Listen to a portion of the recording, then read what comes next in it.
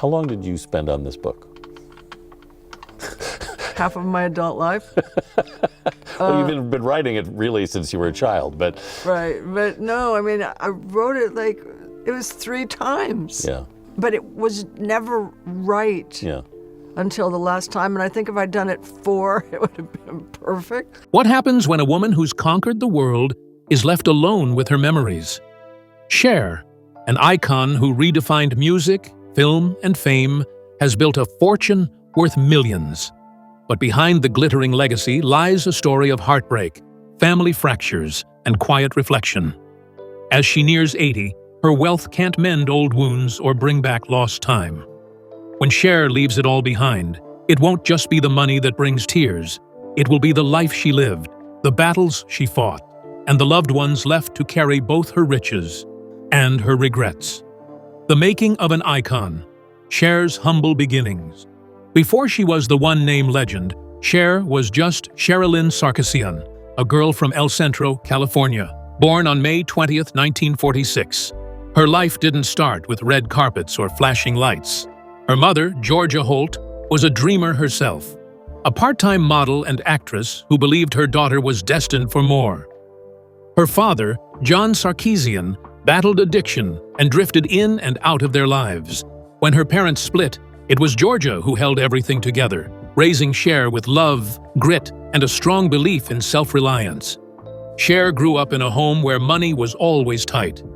They moved from place to place, sometimes scraping by on next to nothing. But Georgia kept their spirits high. "Mom never let us feel poor," Cher once said. Even during the hardest times, her mother encouraged her to dream bigger than their reality. That faith planted something in young Cher that would never leave her. A deep desire to escape and become someone extraordinary. School wasn't easy for Cher. She struggled with undiagnosed dyslexia, felt out of place, and was often quiet and shy. She didn't see herself as special back then, but she loved the movies. Stars like Audrey Hepburn gave her something to look up to. The girl who felt invisible in the classroom started to believe she could shine somewhere else. By the time she was a teenager, she knew one thing: she wasn't going to live a small life. That drive eventually pushed her out of high school at 16 and into the world of Los Angeles. She didn't have a clear plan, just a burning need to break out. She worked odd jobs, lived with friends, and did whatever she could to survive in a city that chews people up. But the tough childhood, the moving, the poverty, it had built something in her. A kind of armor, a kind of fire. And that fire was about to meet opportunity. Every story of transformation has a moment, one meeting, one connection that changes everything. For Cher, that moment came not with a stage or a spotlight, but with a man named Sonny Bono. What started as a chance encounter would shape her music, her fame, and her heartbreak. A chance encounter that changed everything, meeting Sonny Bono. At 16, Cher was already trying to navigate adult life in Los Angeles. She had dropped out of high school and was hustling her way through a city known for making and breaking dreams. That's when she met Sonny Bono, a 27-year-old working for music producer Phil Spector. He wasn't a star yet, but he had connections. More importantly, he saw something in Cher that no one else did. Sonny wasn't just taken by her looks. It was her voice, her presence, the way she carried herself. He believed in her even before she did. Soon, they became inseparable. Their relationship started as friends and collaborators, but quickly turned romantic. Sonny moved her into his apartment, helped her find work, and began molding her into a performer. "He was the first person who ever made me feel special," Cher later said. They began performing together, eventually forming the duo Sonny and Cher. Their chemistry was undeniable. When they released I Got You Babe in 1965, it exploded, climbing the charts and launching them into stardom overnight. With Sonny's ambition and Cher's raw talent, they became one of the most beloved acts of the era.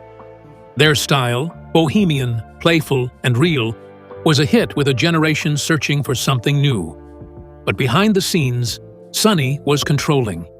He managed every part of their image and career. Cher, who had always been independent at heart, felt herself being pushed into a box. Still, she loved him, and she believed in what they were building together. For a while, the success masked the cracks. They were young, famous, and riding the wave. But fame has a way of magnifying everything, including the problems you try to hide. Success can be dazzling, but it can also be blinding. As the spotlight got brighter, so did the tension behind it. Cher was becoming a star in her own right, and the woman who once followed Sonny's lead was now ready to step into her own power. Love, control, and cracks behind the curtain. The 1960s ended with Cher at the top of her game, famous, adored, and still part of one of America's favorite couples. But behind the TV smiles and musical duets, her relationship with Sonny was becoming more strained. On stage, they were charming and funny. At home, it was more complicated. Sonny was still calling the shots, and Cher was beginning to feel trapped. While the world saw them as partners, Sonny legally owned most of their assets and had the final say on business decisions. Cher later admitted she felt like she didn't exist outside of their duo. She was already the standout voice and presence in their act, but still didn't have control. Slowly, she started to push back, realizing that she wanted more than to just be Sonny's other half. Their hit variety show, the Sonny and Cher Comedy Hour, was a success, drawing millions of viewers. It gave the illusion of a happy, balanced marriage. But behind the scenes, the cracks were widening. Cher felt creatively limited, emotionally disconnected, and increasingly alone. She once said, "It's hard to be in a relationship when only one person gets to be in control." By the mid-70s, the tension couldn't be ignored any longer. In 1975, after over a decade together, Cher and Sonny divorced. It was painful, public, messy, and emotional. But for Cher, it was also a turning point. She was finally free to build something entirely her own. No more compromises.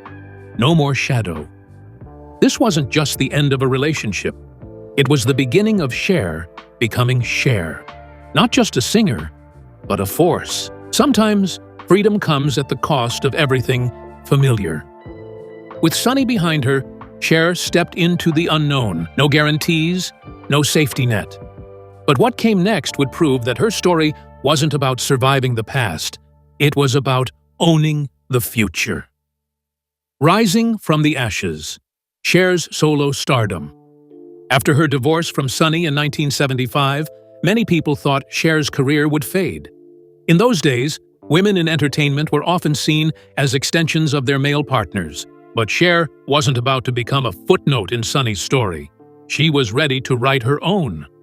With nothing holding her back, she launched into a solo career that would shock everyone who doubted her. Her first big hit as a solo artist, Gypsies, Tramps, and Thieves, wasn't just a catchy tune, it was a statement. Cher proved she could tell powerful stories through music, connecting with people who felt like outsiders.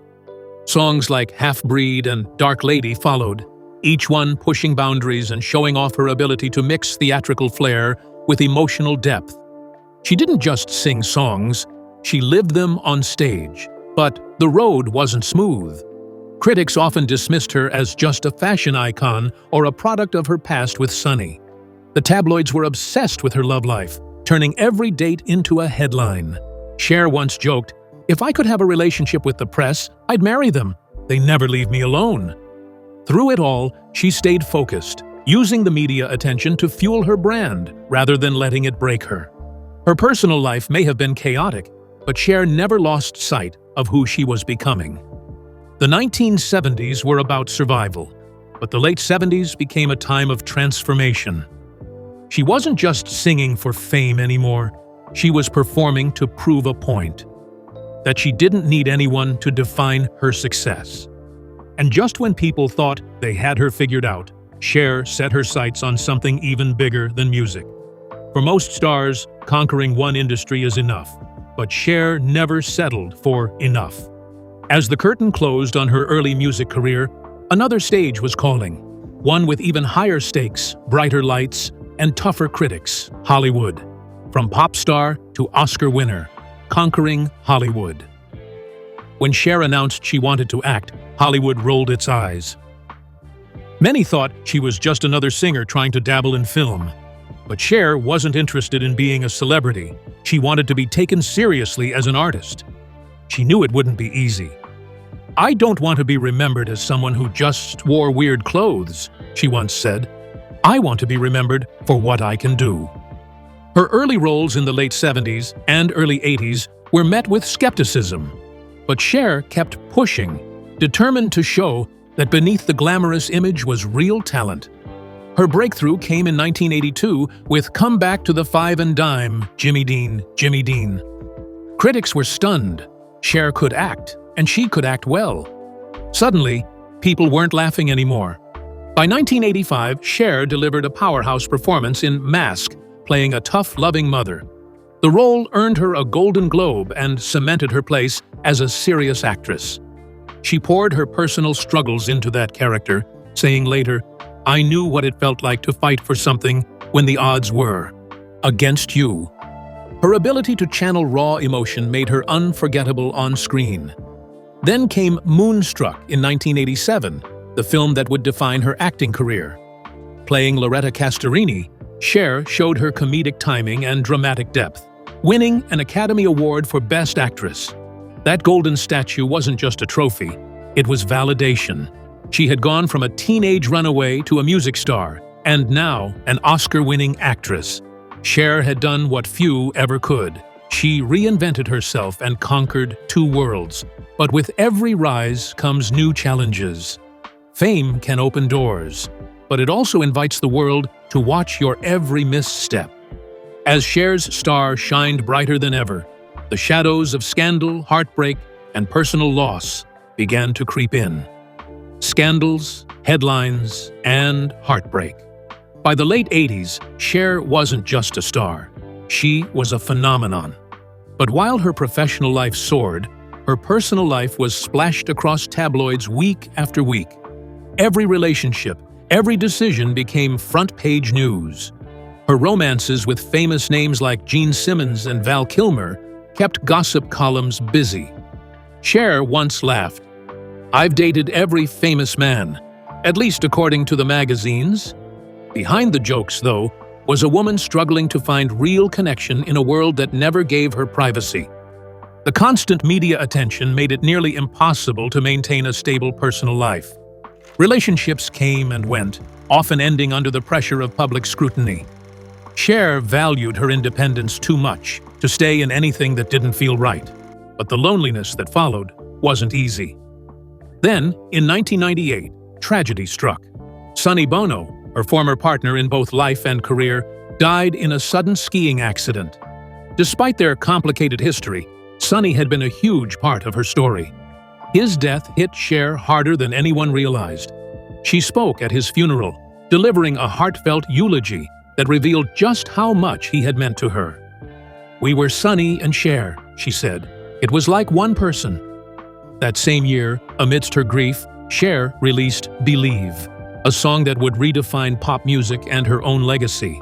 But even as she topped charts once again, the sadness lingered. Losing Sonny was a reminder of how fragile life could be. No amount of fame could protect her from heartbreak. The world saw her as unstoppable, but inside, Cher was carrying the weight of loss and years of living in the spotlight. Heartbreak could have ended her story, but Cher wasn't built that way. Instead of letting pain define her, she turned it into power. As the world moved into a new millennium, Cher was about to show everyone that even after the darkest moments, she could still shine brighter than ever. Reinventing pop music, the Believe era. In 1998, when most artists her age were stepping away from the spotlight, Cher did the opposite. She changed pop music forever. At 52, she released Believe, a song that didn't just top charts, it redefined what was possible for a woman in the music industry. The track's futuristic sound, thanks to its pioneering use of autotune, made it an instant global sensation. But behind the catchy beat was a deeper message, one of survival, strength, and moving on. For Cher, Believe wasn't just another hit single. It was a reflection of her life. She had faced public heartbreak, personal loss, and endless doubters. Yet here she was, leading a new generation onto the dance floor. "I've always had to reinvent myself," Cher once said. "If you don't, they'll put you out to pasture." With Believe, she proved that age didn't matter. What mattered was resilience. The success was staggering. The song hit #1 in over 20 countries and became one of the best-selling singles of all time. Cher was suddenly not just relevant, she was ahead of the curve. Younger artists looked to her as proof that reinvention wasn't just possible, it was powerful. She didn't follow trends, she set them. But beyond the awards and sales, Believe gave Cher something more valuable: control over her narrative. No longer was she just the woman from Sonny and Cher, or the actress who won an Oscar. She was now the queen of comeback stories. And while the world danced to her anthem, Cher quietly reminded everyone that she was far from done. Yet even unstoppable icons have battles no one sees. While Cher was lighting up charts and stages behind closed doors, her greatest fight wasn't with critics. It was with her own health. And this time, it wasn't something she could outwork or outshine. Health battles behind the spotlight. As the 2000s began, Cher's career showed no signs of slowing down, but her body told a different story. Years of touring, performing, and living under constant pressure had taken their toll. She was diagnosed with Epstein-Barr virus, Ader's condition that caused chronic fatigue and left her drained for weeks at a time. For someone known for high-energy performances and tireless work ethic, it was a brutal reality check. Cher didn't hide from it. She spoke openly about the challenges of feeling trapped in a body that couldn't always keep up with her mind. "There are days I feel like I could conquer the world, and days I can barely get out of bed," she admitted in interviews. But true to form, she refused to let illness define her. Instead, she adjusted, choosing projects carefully and learning to listen to her limits. Plastic surgery became another topic she addressed head-on. While critics whispered about her appearance, Cher shut them down with her signature wit. "If I want to put my tits on my back, it's nobody's business but mine." She never pretended to be something she wasn't. In a world obsessed with youth, Cher's honesty about aging made her even more relatable to fans who were facing their own battles with time. Despite her health struggles, Cher kept moving forward. She embarked on what was supposed to be a farewell tour, but it turned into a 3-year global success. She wasn't just surviving, she was thriving, proving once again that resilience wasn't just part of her story. It was the core of who she was. But while Cher learned how to navigate the limits of her body, there was another challenge she couldn't control: family. Fame can shield you from many things, but it can't fix what's broken at home. And for Cher, the deepest pain didn't come from the stage. It came from within her own walls. Family ties and fractures, the pain behind closed doors. For all of Cher's public strength, her private life, especially as a mother, was filled with complicated emotions. Her relationship with her children, Chaz Bono and Elijah Blue Allman, was a mix of pride, love, and heartbreak. With Chaz, Cher faced a journey she never expected. When Chaz publicly transitioned in the late 2000s, Cher admitted she struggled at first to understand. But in true Cher fashion, she educated herself and became one of his biggest supporters. Her advocacy for LGBTQ+ rights became even more personal after Chaz's transition. Cher stood by him, using her platform to promote acceptance. "It took me a minute," she said honestly, "but now I'm so proud of him. He's brave." It was a reminder that even icons have to grow, learn, and adapt when it comes to family. But while her bond with Chaz grew stronger, her relationship with Elijah Blue was far more painful. Estranged for years, Elijah spoke publicly about feeling neglected during his childhood, blaming fame and distance for the rift. Cher, known for keeping her deepest wounds private, rarely addressed it. But those close to her said the estrangement weighed heavily on her heart. Family, for Cher, was always a source of both strength and sorrow. She had built a career on being bold and untouchable. But when it came to her children, she was just a mother, trying, failing, and hoping for reconciliation. The world saw a legend, but behind closed doors, Cher was living with the ache of knowing that not every stage in life offers a standing ovation. While family struggles left their mark, Cher found solace where she always had, in the music, in the lights, and in the roar of a crowd. And just when people thought she might finally step away, she reminded everyone why true legends never really say goodbye. The Vegas residency and defying retirement. When Cher announced her farewell tour in 2002, the world braced for the final curtain call. After decades of music, movies, and reinvention, many thought she was ready to step away from the spotlight. But anyone who truly knew Cher understood one thing: retirement was just a word, not a reality. What followed wasn't a goodbye. It was a reminder that Cher was still unstoppable. The tour, which was supposed to last a few months, stretched into 3 years. Over 300 shows, countless costumes, and millions of fans later, Cher had proven once again that she wasn't bound by expectations or by age. She was in her late 50s, performing with the energy of someone half her age, dazzling audiences with every hit song and theatrical performance. "I don't know how to be old," Cher once said. "I've been young my whole life." After the tour ended, Cher didn't fade into quiet retirement. Instead, she signed a Las Vegas residency, a move that would cement her status as a living legend. Night after night, fans packed theaters to witness a performer who could still command the stage like no other. The Vegas shows weren't just concerts. They were celebrations of a career that had defied every rule in the book. For Cher, the stage was more than just a place to perform. It was home. Even as the years passed and her body demanded more rest, she found energy in the connection with her audience. Each show was a testament to her resilience, creativity, and refusal to let anyone else decide when her story should end.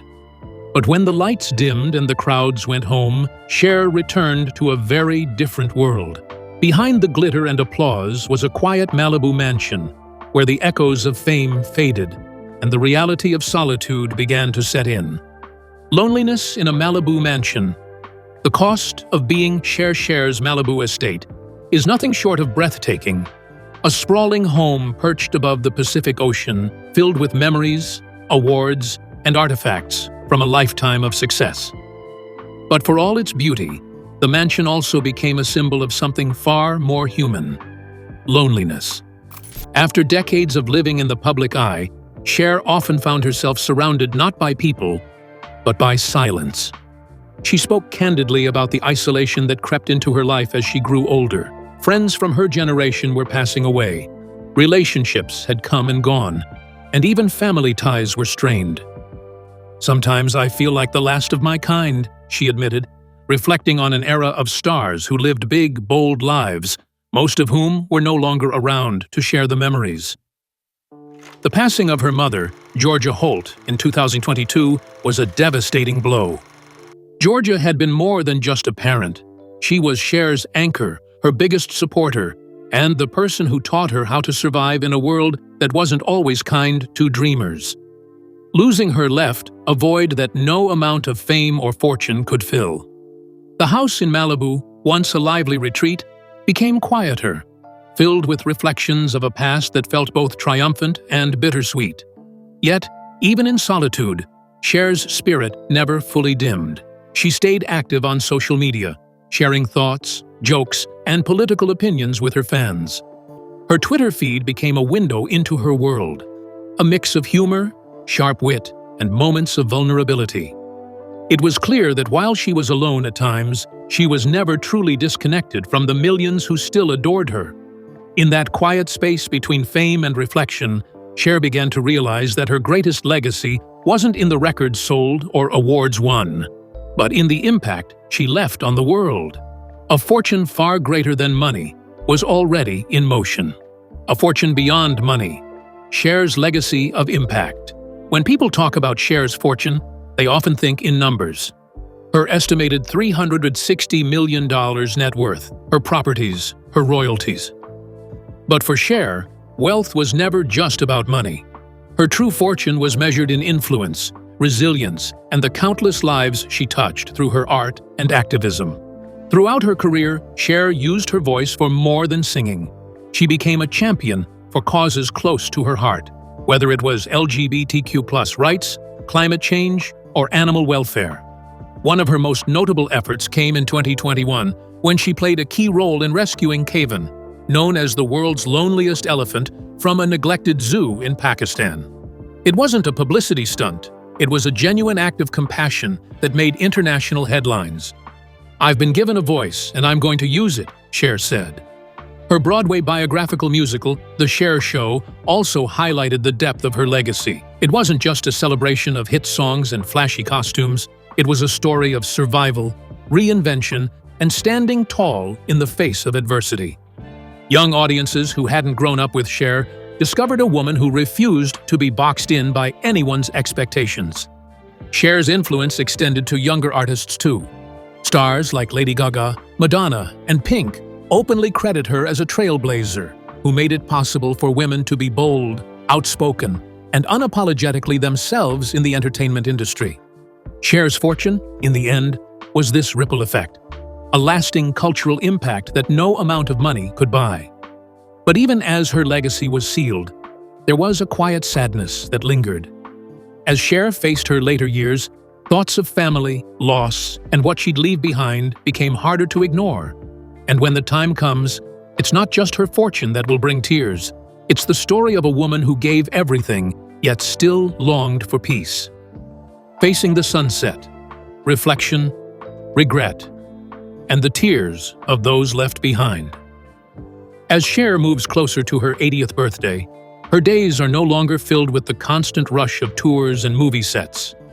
Instead, they are spent reflecting on a life that was larger than anything she could have imagined as that shy girl from El Centro. But with reflection comes both pride and regret.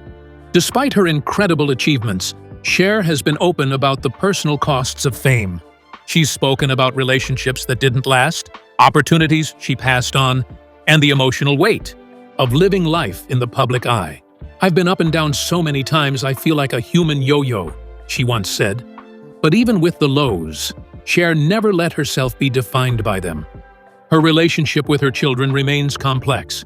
While she shares a deep bond with Chaz, the unresolved distance with Elijah Blue still lingers, a silent wound that may never fully heal. For a woman who built her image on strength and defiance, these private heartbreaks reveal the deeply human side of an icon often seen as untouchable. As for her fortune, it's expected that her estate, valued in the hundreds of millions, will be passed on. But with it comes emotional weight. The family will inherit more than wealth. They'll inherit a legacy filled with triumph, sacrifice, and unanswered questions. It's this mix of pride and sorrow that will bring tears when Cher is no longer here, not just because of what she left behind, but because of everything she endured to get there. Yet, even now, Cher faces the future with the same spirit she's always had, unapologetic, hopeful, and fiercely independent. She once quipped when asked about slowing down, "Retire from what? Life." That's the essence of Cher, a woman who refused to fade quietly, who fought for every moment, and who taught the world that resilience is the greatest legacy of all. Cher's legacy is more than fame or fortune. It's a testament to resilience, love, and loss. As the world celebrates her brilliance, those closest to her will remember the woman behind the legend. Because, in the end, it's not just what she leaves behind. It's who she was that truly matters.